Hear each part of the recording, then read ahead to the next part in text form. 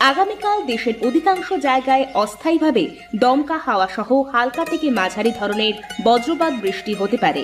সেই সঙ্গে দেশের কোথাও কোথাও মাঝারি ধরনের ভারী থেকে অতি ভারী বর্ষণ হতে পারে।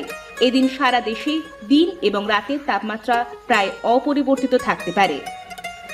নে নে, আবহাওয়ার সংবাদ তো শোনা হয়ে গেল। এখন আর রেডিও শুনে লাভ নেই। কালকে থেকে ভারী বৃষ্টিপাত হওয়ার সম্ভাবনা আছে। আরে আমরা তো বেঁচে গেছি, আগে আগে সব ফসল কেটে ঘরে তুলে ফেলেছি। হ্যাঁ গো হ্যাঁ, আমার তো আরও এক সপ্তাহ আগে ফসল উঠে গেছে, কিন্তু তাকিয়ে দেখো মাঠে প্রায় অর্ধেক লোকের পাকা ধান রয়ে গেছে। কাল থেকে যদি ভারী বৃষ্টি হয় তাহলে তো মানুষের বিপদের কোনো শেষ থাকবে না গো। তাই তো দেখছি রে, কিন্তু মানুষ তো একদিনের মধ্যে কি করে তাদের ফসল ঘরে নেবে বল দেখি। মানুষ এবার ফসল নিয়ে ভালোই কাড্ডায় পড়বে, বুঝলি?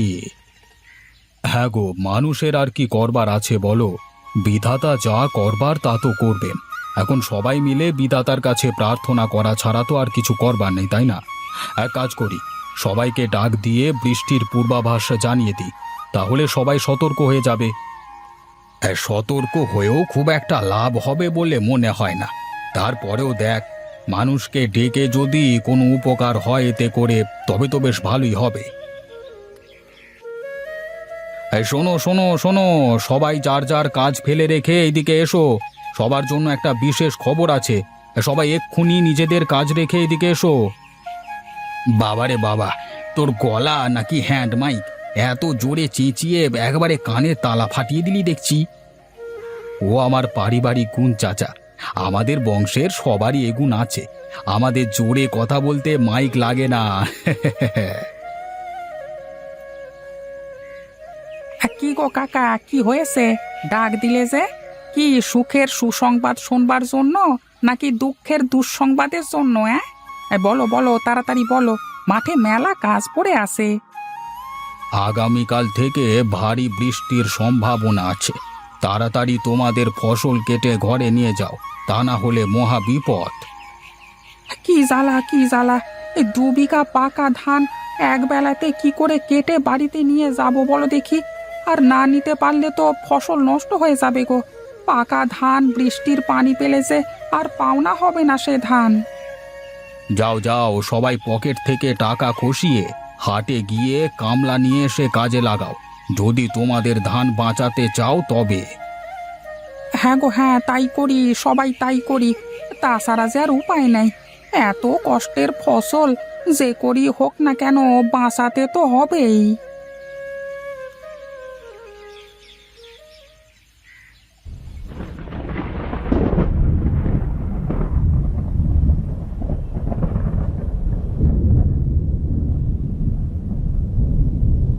দে দে, তাড়াতাড়ি আমার হাতে একটা একটা করে দে ধানের আঁটি, আমিও ভালো করে গাড়িতে সাজিয়ে দিই।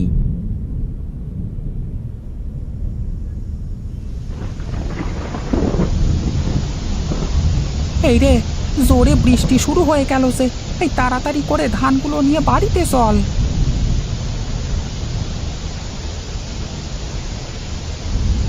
কি কথা? চিন্তিত দেখাচ্ছে কেন তোমাকে? কি হয়েছে? সেই মাঠ থেকে এসে এখানে যে বসেছো, তারপর তো আর কোনো কথাবার্তা কিছুই বলছো না আমার সাথে। কথাবার্তা কিভাবে বলবো গিন্নি?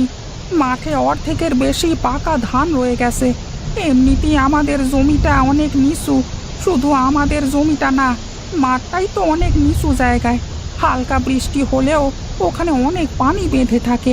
পাকা ধানের মধ্যে যদি পানি বেঁধে থাকে তাহলে তো ধানগুলো সব নষ্ট হয়ে যাবে। চিন্তা করে আর কি করবে বলো? যা হবার তা তো হবেই। এত চিন্তা করে শরীর খারাপ করে কোনো লাভ আছে বলো? বিধাতা বিপদ দিয়েছেন, বিধাতাই উদ্ধার করবেন। তুমি এত চিন্তা করো না তো, দেখবে সব ঠিক হয়ে যাবে। ঘরে গিয়ে খাবে নাকি এখানে খাবার আনবো বলো? সেই সকালবেলা থেকে তো তোমার নাওয়া খাওয়া সব বন্ধ হয়ে গেছে।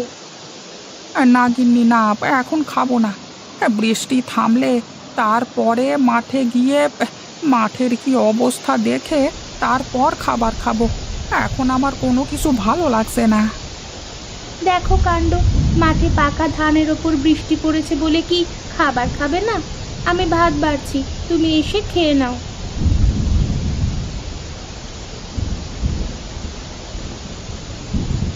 কোথায় গো, তাড়াতাড়ি এসো, খেয়ে নাও। তুমি খেলে আমি একটু স্নান করতে যাব। তাড়াতাড়ি এসো, আমার অনেক কাজ পড়ে আছে। না, এই মেয়েটাকে নিয়ে আর পারি না। গিন্নিটা দিন দিন এত জিদ্দি হচ্ছে না, যা বলবে তা করিয়েই সারবে। যাই যাই, সে একবার যখন বলেছে তার মানে ভাত খাইয়েই সারবে আমাকে। এখানে বসে থেকে লাভ নেই, তাড়াতাড়ি গিয়ে ভাত খেয়ে আসি।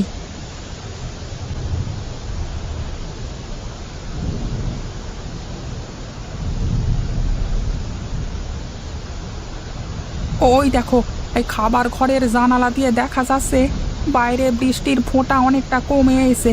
আমি ছাতাটা নিয়ে গিয়ে দেখে আসি মাঠে পানি জমে গেছে কিনা। যদি মাঠে পানি জমে না যায় তাহলে তো বেঁচে গেলাম, আর পানি জমে গেলে তো সব শেষ গো।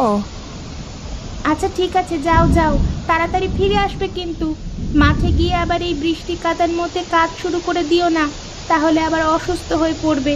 তখন আমাকে আবার কাজ কাম সব ছেড়ে দিয়ে তোমার সেবা যত্নে লেগে পড়তে হবে।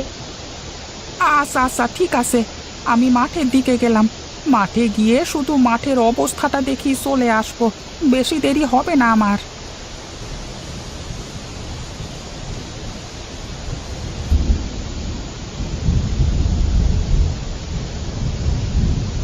যাক বাবা, বাঁচা গেল। মাঠে তো তেমন পানি জমেনি। যদি আর বৃষ্টি না হয় তাহলে কালকে সকাল থেকে আবার ধান কাটতে পারবো। যাই যাই, এখন এখানে থেকে আর কোনো কাজ নেই, বাড়িতে ফিরে যাই।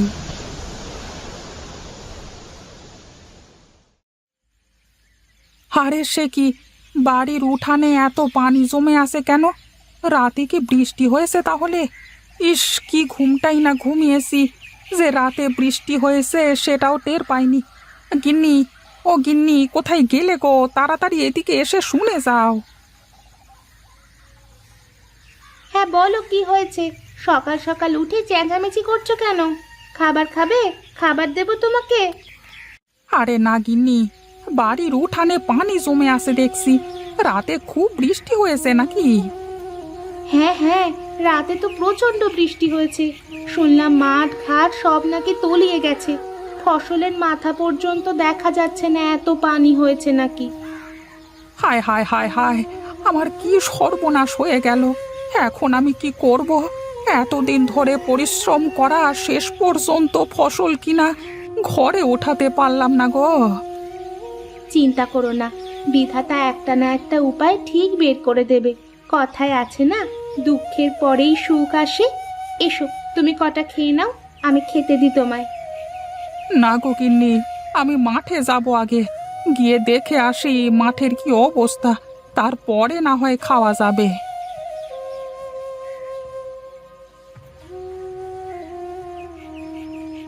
আরে রামু কাকা, তুমি এখানে বসে আছো যে? মাঠের দিকে যাবে না? কিছু জানো না নাকি? মাঠে গিয়ে কি আর হবে, সব তো শেষ হয়ে গেল। মাঠ ঘাট নাকি সব তলিয়ে গেছে, ফসল কাটবো কি করে? এবার ভারী লোকসান হয়ে গেল। আরে যেটা হয়ে গেছে তুমি এখনো সেটা নিয়ে পড়ে আছো কেন বলো তো? আরে যেটা হচ্ছে সেটার কোনো খবর নেই তোমার কাছে? কেন, কি হয়েছে আবার? আরে কাকা, কালকে সারা রাত ধরে ভারী বর্ষার ফলে মানুষের পুকুর ভেসে সব মাছ মাঠে উঠে গেছে। আরে মাঠের মধ্যে মাজা সমান পানি বেঁধে গেছে, তার মধ্যেই বিশাল বিশাল বড় বড় রুই কাতলা মাছ হচ্ছে, বুঝলে? বলো কি গো, সত্যি নাকি মাছ হচ্ছে? তাহলে তো যেতেই হচ্ছে দেখছি। গিন্নি, ঘর থেকে থুরকুসটা দাও তো দেখি।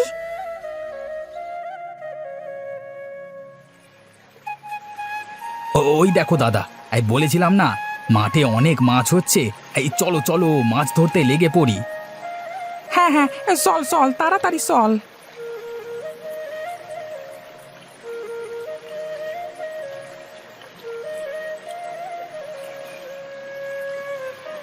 আরে কানাই, তা থাক রে, আমি গেলাম। ওরে বাবা, মাছে আমার হাঁড়ি ভর্তি হয়ে গেছে। আচ্ছা আচ্ছা ঠিক আছে, যাও যাও, আমি আর কটা মাছ মেরে তারপর আসবো।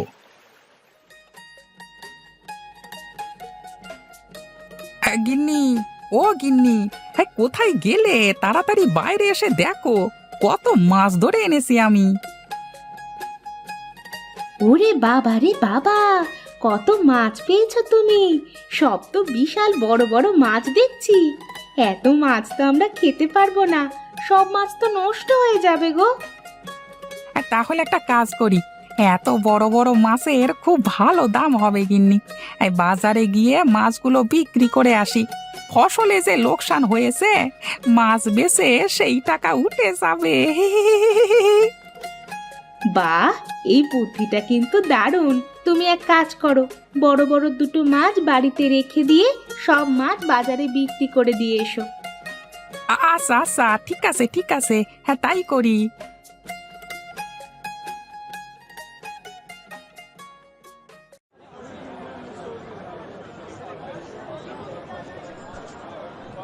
হ্যাঁ, আসলেই এই জন্যই লোকে বলে বিধাতা যা করে মঙ্গলের জন্যই করে।